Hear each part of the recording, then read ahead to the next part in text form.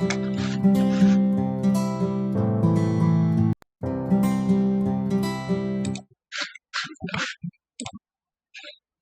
Friends, कैसे हैं आप सब लोग। स्वागत है आपका एक बार फिर से मेरे चैनल एजुकेशन विद गौरव में।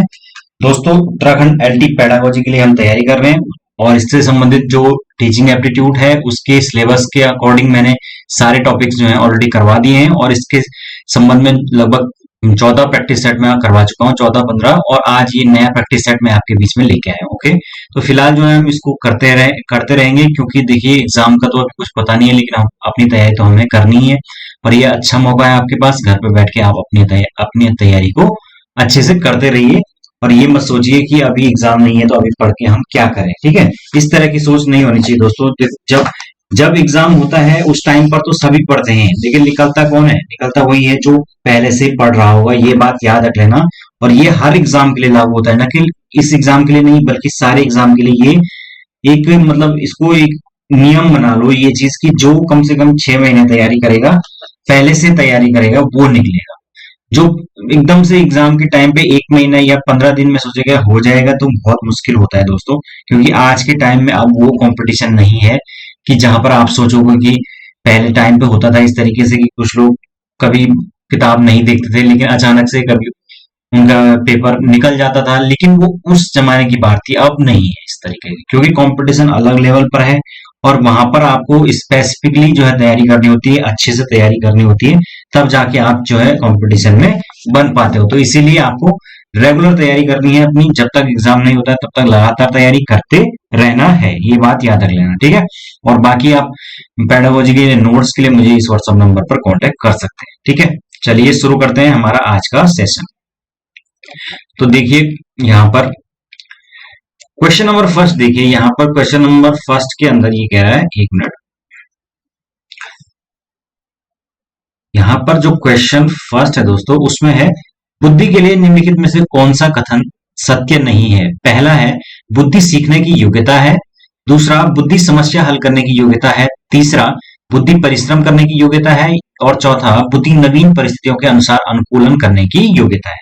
तो यहाँ पर 3 स्टेटमेंट बिल्कुल सत्य हैं बुद्धि के बारे में, या बुद्धि की परिभाषाएं हैं वो अलग अलग, लेकिन एक नहीं है। तो यहाँ पर कौन सा स्टेटमेंट नहीं होगा सत्य? यहाँ पर दोस्तों ये ऑप्शन थर्ड जो है वो सत्य नहीं है। बुद्धि परिश्रम करने की योग्यता है, ये सत्य नहीं है, इससे परिश्रम करने की योग्यता से इसका संबंध नहीं है। ठीक है, नेक्स्ट देखिए, सर्वाधिक प्रभावी मूल्यांकन पद्धति है। पहला है वार्षिक परीक्षा प्रणाली, दूसरा है सह पुस्तक परीक्षा प्रणाली, तीसरा सेमेस्टर प्रणाली अथवा वस्तुनिष्ठ परीक्षा पद्धति प्रणाली। तो यहाँ पर जो सही उत्तर है दोस्तों, क्योंकि ये बोला सबसे प्रभावी, तो इनमें सबसे जो प्रभावी है वो सेमेस्टर परीक्षा प्रणाली ही है, क्योंकि इसके माध्यम से जो है वो टाइम टू टाइम मतलब आपका बच्चे का जो है असेसमेंट होता रहता है।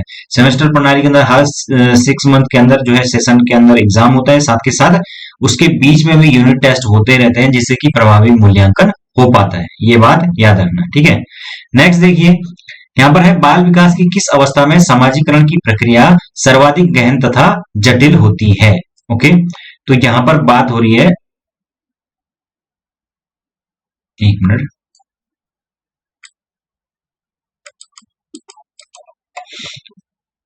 यहाँ पर है बाल विकास की किस अवस्था में समाजीकरण की जो प्रक्रिया सर्वाधिक गहन तथा जटिल होती है। उत्तर बाल्यावस्था में, किशोर अवस्था में, शैशव अवस्था में, या प्रौढ़ अवस्था में। तो दोस्तों यहाँ पर बात हो रही है समाजीकरण की जो प्रक्रिया सबसे ज्यादा गहन व जटिल। तो जटिल जो समाजीकरण है वो किसकी विशेषता है? वो किशोर अवस्था की विशेषता है, यानी कि जो आपका टीनेज है उसमें जो है, क्योंकि बच्चा जो है उसमें कई प्रकार के जो है मनोभावों से उसके अंदर एक भावनाओं का तूफान होता है, इसलिए इसको तूफान और तनाव की अवस्था भी कहा जाता है। तो इस टाइम पर समाजीकरण बहुत ज्यादा गहन और जटिल होता है। इस टाइम पर उसके दिमाग में कई प्रकार के द्वंद्व चलते रहते हैं। ठीक है, चलते हैं आगे, आगे देखते हैं। नेक्स्ट देखिए दोस्तों, यहाँ पर बात हो रही है वस्तुनिष्ठ प्रेक्षण विधि तथा प्रयोगात्मक विधि में मूल अंतर यह है कि पहला है वस्तुनिष्ठ प्रेक्षण विधि अधिक वस्तुनिष्ठ होती है, जबकि प्रयोगात्मक विधि में वस्तुनिष्ठता की कमी होती है। सेकंड, वस्तुनिष्ठ प्रेक्षण विधि में साधारण प्रेक्षण होता है, जबकि प्रयोगात्मक विधि में नियंत्रित प्रेक्षण होता है। सी, वस्तुनिष्ठ प्रेक्षण विधि कई प्रकार की होती है, जबकि प्रयोगात्मक विधि में कोई प्रकार नहीं होता है। और चौथा है वस्तुनिष्ठ परीक्षण विधि में चर का उपयोग नहीं होता है, जबकि प्रयोगात्मक विधि में चर का उपयोग होता है। तो बताइए इसका सही उत्तर क्या होगा। यहाँ पर जो सही उत्तर है दोस्तों वो ऑप्शन बी है। वस्तुनिष्ठ जो परीक्षण है उसमें साधारण परीक्षण होता है, जबकि प्रयोगात्मक विधि में नियंत्रित परीक्षण होता है। इसमें बेसिकली बात है कि जो साधारण परीक्षण की बात होती है उसमें जो प्रयोगात्मक परीक्षण है वो नियंत्रित होता है, उसके अंदर बेसिकली होता है जैसे वाद विवाद प्रतियोगिताएं होगी, प्रश्नोत्तरी, तो ये सब प्रयोगात्मक के अंतर्गत आता है, ठीक है ना। तो बाकी वस्तुनिष्ठ परीक्षण जो है वो साधारण परीक्षण होता है, ये बात याद है। आगे चलते हैं नेक्स्ट। एक बालक सिद्धांत एवं विशुद्ध संभाव्यता को अमूर्त रूप में व्यवहित करने में सक्षम है, यानी कि उसको व्यवहार में लाने में सक्षम है। उसमें तार्किक एवं अमूर्त विचार की संरचनाएं हैं, वह एक वैज्ञानिक जैसा चिंतन कर सकता है। वह किस अवस्था से गुजर रहा है? तो यहाँ पर देखिए, पहला है मूर्त संक्रियात्मक अवस्था, दूसरा पूर्व संक्रियात्मक अवस्था, तीसरा आकारी संक्रियात्मक अवस्था और चौथा संवेदी पेशी अवस्था। तो इसका जो सही उत्तर होगा दोस्तों वो ऑप्शन थर्ड होगा, आकारी संक्रियात्मक अवस्था। आकारी का संक्रियात्मक या इसको अमूर्त संक्रियात्मक अवस्था भी कहते हैं, यानी कि एब्स्ट्रैक्ट थिंकिंग भी कहते हैं। तो जब बच्चे के अंदर इस प्रकार की चीजें आने लग जाती कि वो एब्स्ट्रैक्ट थिंकिंग करने लग जाता है, एब्स्ट्रैक्ट जो चीजें हैं जो उसके सामने नहीं है उनके बारे में थिंक करने लग जाएगा, इसका मतलब उसके अंदर कैसा तार्किक या लॉजिकल थिंकिंग उसके अंदर डेवलप हो चुकी है और वो वैज्ञानिक चिंतन भी कर रहा है। तो इसलिए ये ऑप्शन थर्ड यहाँ पर राइट आंसर हो जाएगा, ठीक है। नेक्स्ट देखिए, बालकों में सर्वप्रथम किस चिंतन का विकास प्रारंभ होता है? पहला है कल्पनात्मक चिंतन, दूसरा प्रत्ययात्मक चिंतन, तीसरा अनुमान और चौथा प्रत्यक्षात्मक चिंतन। तो बात हो रही है सबसे पहले किस प्रकार के चिंतन का विकास होता है। तो बालकों में सबसे पहले विकास होता है किसका? प्रत्यक्षात्मक चिंतन, यानी कि जो चीजें उसके सामने प्रत्यक्ष है, जो आंखों के सामने है, उस चीज के बारे में वो चिंतन करता है, याद रख लेना, ठीक है ना। बाद में उसके अंदर धीरे धीरे कल्पना का विकास और फिर धीरे धीरे अमूर्त प्रत्ययों का विकास होता है, लेकिन सबसे पहले प्रत्यक्षात्मक चिंतन होता है। इसीलिए जो छोटी क्लासेस होते हैं या छोटा बच्चा होता है उसको प्रत्यक्षीकरण के माध्यम से डायरेक्ट सिखाया जाता है, उसके सामने चीजों को ला के दिखाया जाता है ताकि वो उसको सीख सके। ओके, आगे चलते हैं। नेक्स्ट देखिए, मूल्यांकन को व्यापक तभी माना जा सकता है जब सभी अध्यापक मूल्यांकन करें। दूसरा है सभी उद्देश्य मूल्यांकित किए जाएं। सी है बच्चों की व्यक्तित्व के सभी पक्षों का मूल्यांकन हो और चौथा है संपूर्ण विषय वस्तु का मूल्यांकन हो। तो ऑब्वियसली जब व्यापक मूल्यांकन की बात आएगी कॉम्प्रिहेंसिव, तो कॉम्प्रिहेंसिव कब होगा? जब बच्चों की व्यक्तित्व के सभी पक्षों का मूल्यांकन होगा, ये बात याद रखना। तो आपने सुना ही होगा कॉम्प्रिहेंसिव एंड कंटिन्यूअस इवैल्यूएशन, है ना। तो ये बहुत इंपॉर्टेंट है आपका सतत और व्यापक मूल्यांकन। एक तो मूल्यांकन इस प्रकार का हो जो कि सतत हो, पूरे वर्ष भर हो, जब पूरे के पूरे पाठ्यक्रम के दौरान हो, और व्यापक का मतलब उसके सारे के जो पक्ष हैं, जो शैक्षिक और सह शैक्षिक दोनों प्रकार के पक्ष हैं, उनका मूल्यांकन होना चाहिए। नेक्स्ट देखिए, निम्न में किस आयु वर्ग के बच्चों में दल भावना का विकास प्रारंभ हो जाता है? तो 2 से 6 वर्ष, 6 से 12 वर्ष, 10 से 15 वर्ष या 15 से 20 वर्ष। तो यहाँ पर बताइए दल की भावना या टोली जो भावना है वो 6 से 12 वर्ष के बच्चों के बीच विकसित होती है, याद रख लेना। चलते हैं आगे, अगला देखिए। नेक्स्ट है यहाँ पर राष्ट्रीय पाठ्यचर्या की रूपरेखा एनसीएफ 2005 के अनुसार कक्ष में शिक्षक तथा शिक्षार्थियों का वह अनुपात जिससे अधिक का अनुपात विद्यालयी शिक्षा हेतु किसी भी अवस्था के लिए वांछित नहीं है। यानी कि विद्यालयी शिक्षा में जो मैक्सिमम बच्चे और टीचर का जो अनुपात होना चाहिए, जो कि एनसीएफ ने भी माना है और आपके जो आरटीई है उसके अंदर भी ये चीज मानी गई है। तो वो कौन सा है रेशियो? वो आपका 1:30, यानी कि 30 बच्चों पर एक टीचर का होना अनिवार्य है। नेक्स्ट देखिए, बाल विकास के सिद्धांतों के अंतर्गत सिद्धांतों का अध्ययन किसके अंतर्गत किया जाता है? तो सामाजिक विज्ञान, बाल मनोविज्ञान, राजनीतिक विज्ञान या इनमें से कोई नहीं। तो ये तो आसान है, बाल मनोविज्ञान या चाइल्ड साइकोलॉजी के अंदर इसका अध्ययन किया जाता है। ओके, नेक्स्ट देखिए, वैलेंटाइन के अनुसार सीखने का आदर्श काल है। सबसे ज्यादा जो आइडियल स्टेज है सीखने के लिए, लर्निंग के लिए या अधिगम के लिए, कुछ भी कहिए, वो कौन सी है? शैशवावस्था है, बाल्यावस्था है, किशोरावस्था है या प्रौढ़ावस्था है। तो जो सीखने के लिए सबसे आदर्श अवस्था है दोस्तों वो कौन सी है? शैशवावस्था है, ठीक है ना। इसको इन्फेंसी स्टेज भी कहा जाता है, याद रख लेना। यहाँ पर बेसिकली कब से कब तक होती है? 0 से लेकर 2 वर्ष तक होती है। तो ये जो जीन पियाजे हैं या अलग अलग लोग हैं उन्होंने बताया, तो इसमें मोटा मोटा तौर पर हम जानते हैं कि 0 से लेकर 2 वर्ष तक की स्टेज होती है।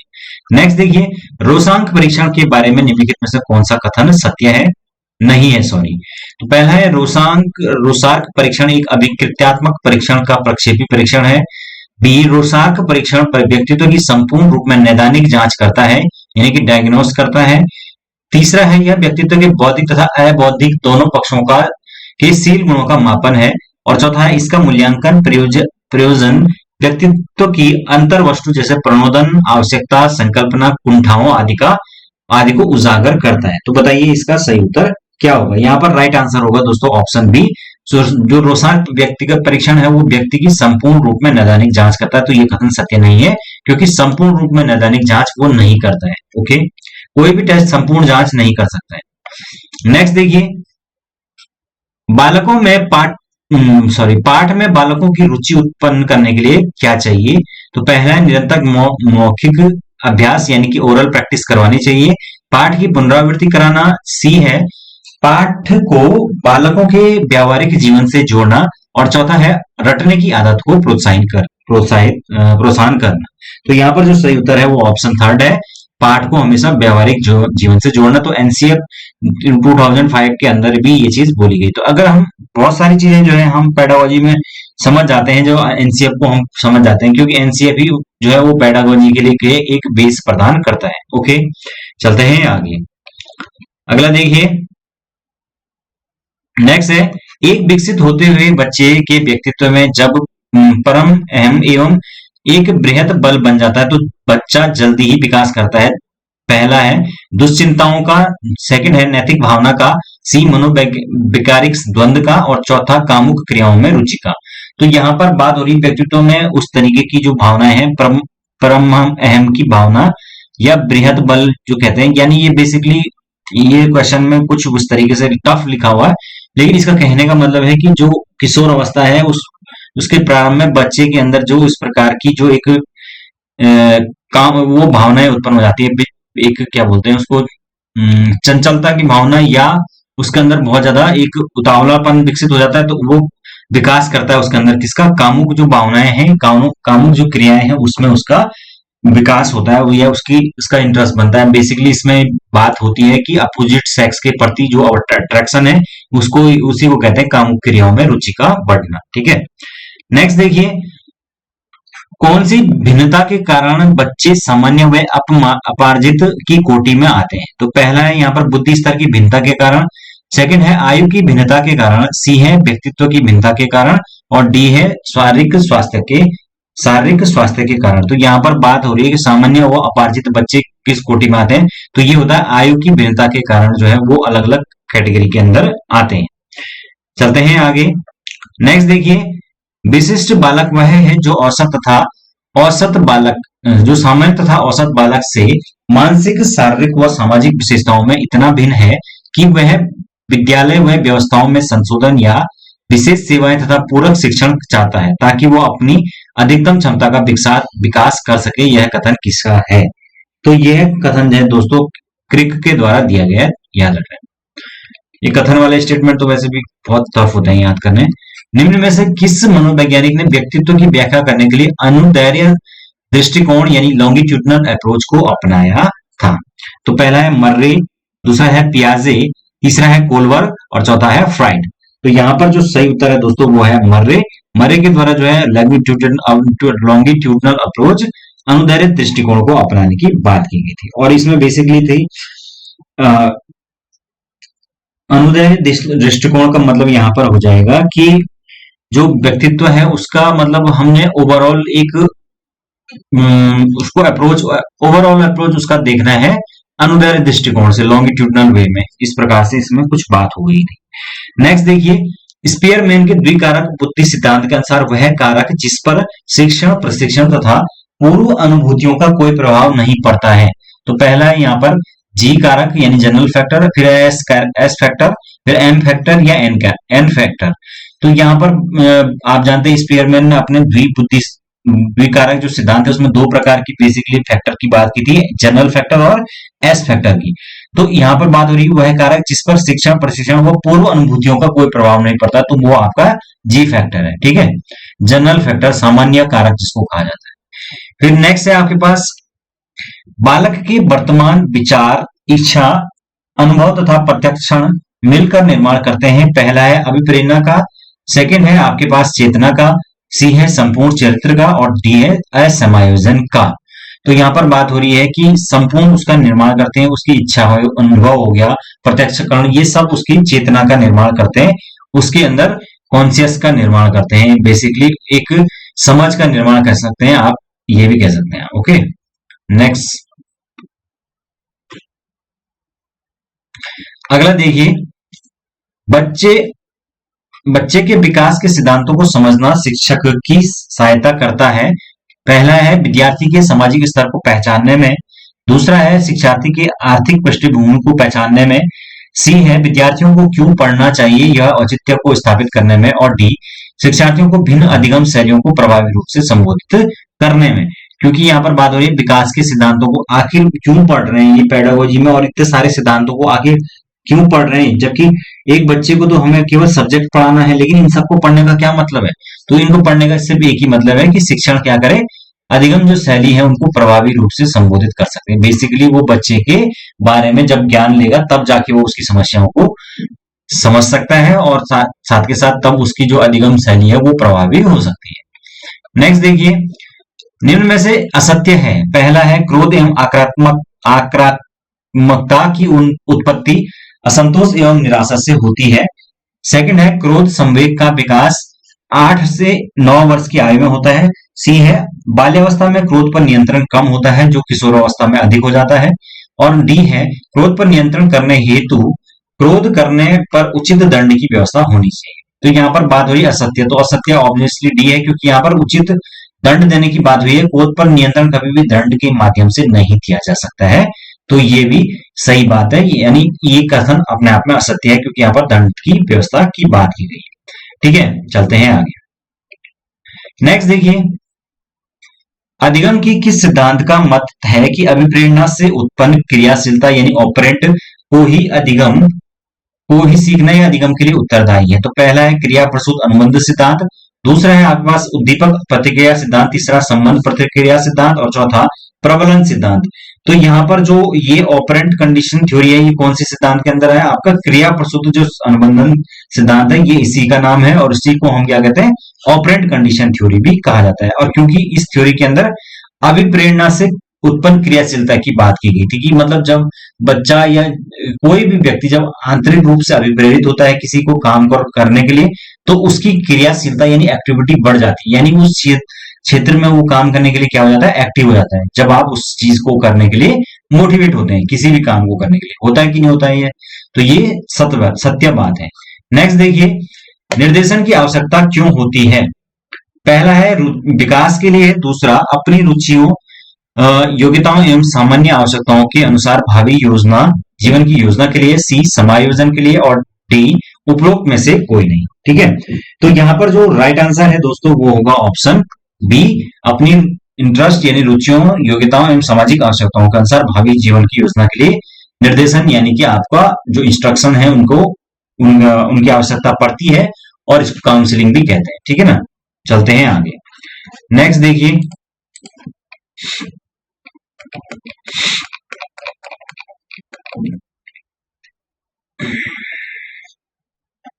अगला है यहाँ पर देखिए,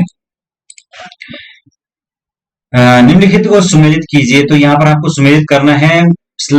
ए में है स्लाइडर प्रोजेक्ट, और इधर है बताना है कि ये दृश्य श्रव्य साधन में से कौन सा होगा। बी है आपके पास टीवी, सी है चार्ट और आवाज रिकॉर्डर। तो यहाँ पर स्लाइडर जो प्रोजेक्ट है दोस्तों वो कौन सा है? आपका प्रक्षेपण माध्यम साधन है, यानी कि प्रोजेक्शन मेथड है, क्योंकि इसके माध्यम से प्रोजेक्शन किया जाता है किसी भी चित्र का, किसी भी इमेज का, किसी डॉक्यूमेंट का। फिर टीवी आपका होगा आपके दृश्य श्रव्य, सॉरी, ठीक है ना। और आपका जो चार्ट है वो दृश्य हो गया, और जो आवाज रिकॉर्डर है वो केवल श्रव्य हो गया, ये वाला। तो ये इस प्रकार से जो है ऑप्शन कौन सा सही हो जाएगा इसमें? ए का इसमें 4 है, तो ए का 4 किस किस में है? फर्स्ट एंड सेकंड में, तो ऑब्वियसली दो ऑप्शन तो हमारे कट हो गए। और उसके बाद जो है आवाज रिकॉर्डर डी का फर्स्ट है, तो डी का फर्स्ट किस में है? ऑब्वियसली बी में है, तो ऑप्शन 2 राइट आंसर हो जाएगा। चलते हैं आगे। नेक्स्ट देखिए, यहां पर बात हो रही है अधिगम को प्रभावित करने वाला छात्र संबंधी कारक है। तो पहला है छात्र का शारीरिक एवं मानसिक स्वास्थ्य, बी है छात्र की बुद्धि एवं रुचि, सी है छात्र की पारिवारिक स्थिति एवं स्मरण शक्ति, और डी उपरोक्त सभी। तो यहाँ पर अधिगम को प्रभावित करने वाला छात्र संबंधी कारक कौन सा होगा, जल्दी से बताइए। तो यहाँ पर जो राइट आंसर है वो होगा उपरोक्त सभी। ये सारे कारक जो हैं वो अधिगम को प्रभावित करने वाले छात्र को, किसी भी छात्र के अधिगम को प्रभावित कर सकते हैं, क्योंकि शारीरिक व मानसिक स्वास्थ्य जो है प्रभावित करता है, बुद्धि, उसका इंटेलिजेंस लेवल क्या है, उसका इंटरेस्ट क्या है, पारिवारिक पृष्ठभूमि क्या है, मेमोरी लेवल क्या है, ये सारी की सारी चीजें प्रभावित करती। चलते हैं आगे। नेक्स्ट देखिए, बच्चों में उचित विकास को सुनिश्चित करने के लिए उसका स्वास्थ्य शारीरिक विकास एक महत्वपूर्ण आवश्यकता है, क्योंकि यह पहला है विकास के अन्य पक्षों के साथ अंतर संबंधित है, सेकंड है विकास क्रम में शारीरिक विकास प्राथमिक स्थान रखता है, सी विकास नितांत व्यक्तिगत मामला है, और डी उपरोक्त में से कोई नहीं। तो बताइए इसका सही उत्तर क्या होगा। यहाँ पर राइट आंसर है ऑप्शन फर्स्ट, विकास के अन्य पक्षों के साथ अंतर संबंधित है। क्योंकि बोला जाता है कि जो शारीरिक विकास है दोस्तों वो क्या है, सारे प्रकार के विकास के जो है वो प्राइमरी शर्त है। शारीरिक विकास, फिजिकल जो डेवलपमेंट है, वो सबसे पहले तो इंसान का जो है वो शरीर स्वस्थ होगा, तभी तो जो है बाकी चीजें होगी।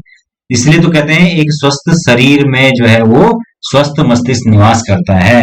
सबसे पहले जो है बॉडी या शरीर निवास जो है वो सही होना चाहिए। बाकी के जो विकास है उसका बुद्धि का संबंधित या बाकी के जितने भी डेवलपमेंट है वो सब सेकेंडरी होते हैं, पहले आपका स्वास्थ्य सबसे जरूरी है। नेक्स्ट देखिए, कोई शिक्षक अपने शिक्षार्थियों को निदानात्मक परीक्षण इसलिए कराता है जिससे उसे पता चल सके, पहला शिक्षार्थियों की अधिगम प्रकृति का, सी शिक्षार्थियों की कठिनाइयों का, सी शिक्षार्थियों के शारीरिक विकास का, और चौथा शिक्षार्थियों की पारिवारिक पृष्ठभूमि का। तो बताइए इसका सही उत्तर क्या होगा। यहाँ पर जो राइट आंसर है वो ऑप्शन बी है, शिक्षार्थियों की कठिनाइयों का। क्योंकि कोई भी शिक्षक यहाँ पर बोल रहा है कि शिक्षार्थियों का निदानात्मक परीक्षण क्यों करता है, क्योंकि उसको क्या करना है, बच्चों में कहां पर उसको कठिनाई आ रही है, प्रॉब्लम आ रही है, उसका पता करना है। और जब वो पता कर लेगा तो उसके बाद जब निदानात्मक परीक्षण मतलब उसका डायग्नोस करेगा, फिर है ना, पहले तो सबसे पहले जो है वो उसका निदानात्मक परीक्षण करेगा, फिर उसके बाद रेमेडियल टीचिंग करेगा। नेक्स्ट देखिए, पद व्यापक मूल्यांकन का तात्पर्य है। तो पहला है अलग अलग समय पर किया जाने वाला मूल्यांकन, अध्यापक के एक समूह द्वारा किया जाने वाला मूल्यांकन, सी लंबी अवधि के कई टेस्ट, या डी विद्यार्थी के समृद्ध के शैक्षणिक तथा सह शैक्षणिक आयामों का मूल्यांकन। तो ये ऑप्शन 4 यहाँ पर राइट आंसर हो जाएगा। नेक्स्ट देखिए, बड़ों के निर्देशन से शिक्षार्थियों के कार्य करने की योग्यता तथा विद्यार्थियों द्वारा स्वतंत्र रूप से उस कार्य को करने की योग्यता का अंतर कहलाता है। तो जब शिक्षार्थी या जो स्टूडेंट है, लर्नर है, उसकी स्वाभाविक जो योग्यता है, और जब वो किसी की मदद से जो है अपना काम करता है, तो उन दोनों के बीच में एक गैप होता है, और उसी को क्या कहते हैं, निकटस्थ विकास का क्षेत्र, ZPD मैंने पहले ही बताया था, जोन ऑफ प्रॉक्सिमल डेवलपमेंट इसको कहा जाता है। ठीक है ना। नेक्स्ट देखिए, और आज का जो अंतिम क्वेश्चन है, प्रतिभाशाली जो बालक हैं उनकी शिक्षा पर व्यक्तिगत ध्यान देना आवश्यक है, क्योंकि पहला उनकी प्रतिभा समाप्त हो सकती है, दूसरा उनकी विशिष्ट योग्यताओं का अधिकारिक विकास किया जा सकता है, सी ऐसा न होने पर वे अपराधी हो जाते हैं, और डी ऐसा न होने पर वे आध्यात्मिक हो जाते हैं। तो बताइए इसका सही उत्तर क्या होगा। यहाँ पर जो सही उत्तर होगा दोस्तों वो ऑप्शन बी होगा, उनकी विशिष्ट योग्यताओं का आधिकारिक विकास किया जा सकता है। क्योंकि प्रतिभाशाली जो बच्चा है उसका जो है उसका दिमाग जो है वो बाकी बच्चों से थोड़ा एडवांस होगा, तो इसलिए उस पर विशेष ध्यान दिया जाना चाहिए, क्योंकि उसकी जो आवश्यकताएं हैं वो बाकी बच्चों से अलग हो सकती है। तो इसी के साथ दोस्तों ये थे हमारे 30 क्वेश्चंस। आई होप आप लोगों को ठीक लगे होंगे। अभी के लिए इतना काफी है। Thank you so much. जल्दी मिलेंगे एक नए टेस्ट के साथ। Okay, good night.